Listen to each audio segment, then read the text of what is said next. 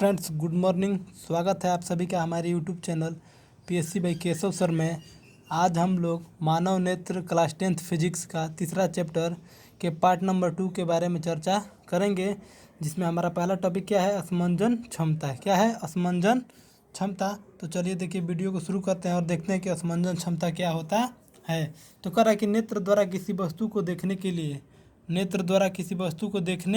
के लिए अपने फोकस दूरी को स्वतः घटा बढ़ा लेने की क्षमता को मानव नेत्र की असमंजन क्षमता कहते हैं। जैसे मान लीजिए, हमारे आँख के द्वारा हम अचानक कभी किसी नज़दीक की वस्तु को देखते हैं तथा कभी क्या करते हैं, कभी दूर की वस्तु को देखते हैं। तो ये आखिर में आँख जो हमारा होता है वो कैसे अपने आप को संयोजित करता है।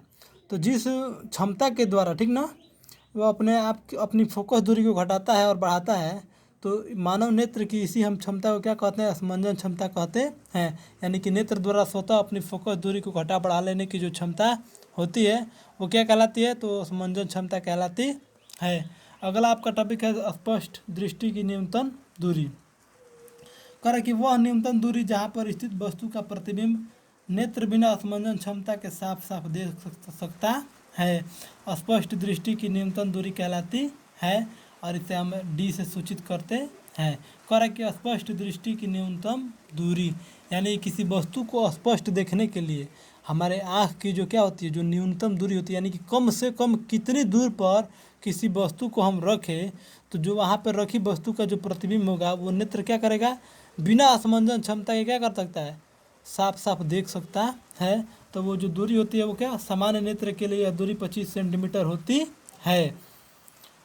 स्पष्ट दृष्टि की किसी भी वस्तु को स्पष्ट देखने के लिए वह दूरी करा कि वह न्यूनतम दूरी जहाँ पर स्थित वस्तु का प्रतिबिंब, वह न्यूनतम दूरी जहाँ पर स्थित वस्तु का प्रतिबिंब नेत्र बिना असमंजन क्षमता के साफ साफ देख सकता है, स्पष्ट दृष्टि की न्यूनतम दूरी कहलाती है, और इसे हम डी से सूचित करते हैं। और सामान्य नेत्र के लिए जो दूरी होता है कितना होता है, 25 सेंटीमीटर होता है। क्या होता है, 25 सेंटीमीटर होता है। उसके बाद देखिए हमारा अगला क्या है, अगला हमारा निकट बिंदु या तथा दूर बिंदु।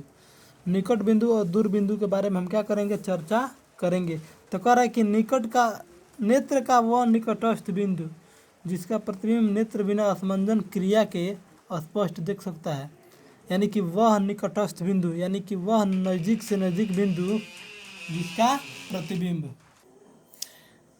जिसका प्रतिबिंब नेत्र बिना असमंजन क्रिया का स्पष्ट देख सकता है, निकट बिंदु कहलाता है। और निकट बिंदु कितना होता है, तो 25 सेंटीमीटर होता है। और निकट बिंदु को हम कैपिटल एन से क्या कर सकते हैं, सूचित करते हैं।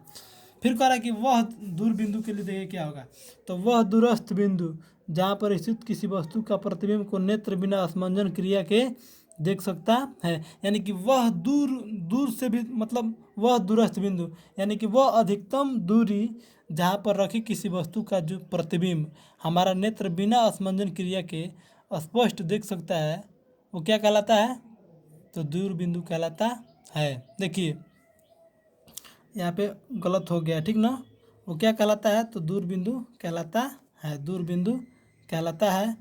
और इसे हम किससे सूचित करते हैं, तो इसको हम कैपिटल एफ से, यानी कि उसको हम फोकस दूरी भी बोलते हैं या फोकसांतर बोलते हैं। ठीक, उसके बाद देखिए 25 सेंटीमीटर पर निकट बिंदु तथा अनंत पर दूर बिंदु होता है। दूर बिंदु कहाँ होता है, तो किसी नेत्र का यानी कि स्वस्थ नेत्र का जो दूर बिंदु होता है वो क्या होता है, अनंत पर होता है, यानी कि उसकी कोई सीमा नहीं होती है, उसकी कोई कल्पना नहीं की जा सकती है, ठीक ना, अनंत होता है वो। अब हम बात करेंगे दृष्टि परास के बारे में। क्या आप किसके बारे में बात करेंगे, तो दृष्टि परास। देखिए कह रहा है कि नेत्र का निकट बिंदु तथा दूर बिंदु के बीच की दूरी को दृष्टि परास कहते हैं। नेत्र के निकट बिंदु, तो निकट बिंदु क्या होता है, 25 सेंटीमीटर। और फिर कह रहा है कि दूर बिंदु, तो दूर बिंदु कितना होता है, तो स्वस्थ नेत्र का दूर बिंदु होता है अनंत, और उन दोनों के बीच की जो दूरी होगी उसको हम क्या बोलेंगे, दृष्टि परास कहते हैं, या उसको हम नेत्र का दृष्टि परास कहते हैं। फिर कह रहा है कि दृष्टि दोष। तो देखिए दृष्टि दोष किसे कहते हैं, तो सिलियरी मांसपेशियों की सक्रियता घटने के कारण या अन्य कारणों से, या तो सिलियरी मांसपेशियों की सक्रियता घट जाएगी या फिर कोई अन्य कारण हो सकता है, जिसके द्वारा यानी कि निकट या दूर की वस्तु का स्पष्ट दिखाई न देना, यानी कि सिलीरी मांसपेशियों की सक्रियता घट जाने या नेत्र में किसी अन्य कारण से जब कोई वस्तु हमें स्पष्ट रूप से दिखाई नहीं देती है तो नेत्र में उत्पन्न इस दोष को हम क्या कहते हैं, दृष्टि दोष कहते हैं। कारण कि सिलीरी मांसपेशियों की सक्रियता घटने के कारण या अन्य कारणों से नेत्र द्वारा निकट या दूर की वस्तु का स्पष्ट दिखाई न देना ही दृष्टि दोष कहलाता है। और यह मुख्यतः कितने प्रकार का होता है, तो दृष्टि दोष मुख्यतः 3 प्रकार का होता है। पहला होता है हमारा निकट दृष्टि दोष, इसको हम मायोपिया बोलते हैं। उसके बाद दूसरा होता है हमारा दूर दृष्टि दोष, जिसको हम हाइपरमेट्रोपिया बोलते हैं। और अगला होता है आपका जरा दूरदर्शिता, जिसको हम क्या बोलते हैं, प्रेस बायोपिया। और आगे आप पढ़ेंगे तो एक आता है आपका क्या, एक हमारा आता है अबिंदुकता, जो कि आपको अभी 10th में नहीं पढ़ना है, आपको अगले कक्षा में इसके बारे में क्या होगा, चर्चा किया जाएगा। देखिए तो आप निकट दृष्टि दोष क्या होता है।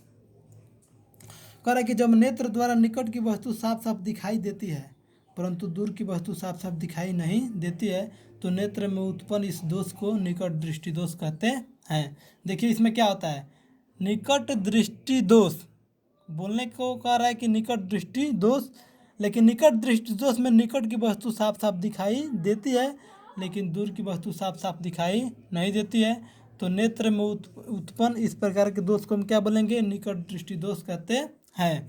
फिर कह रहा है आपका अगला दूर दृष्टि दोष, कह रहा है कि जब नेत्र द्वारा दूर की वस्तु साफ साफ दिखाई देती है परंतु निकट की वस्तु साफ साफ दिखाई नहीं देती है।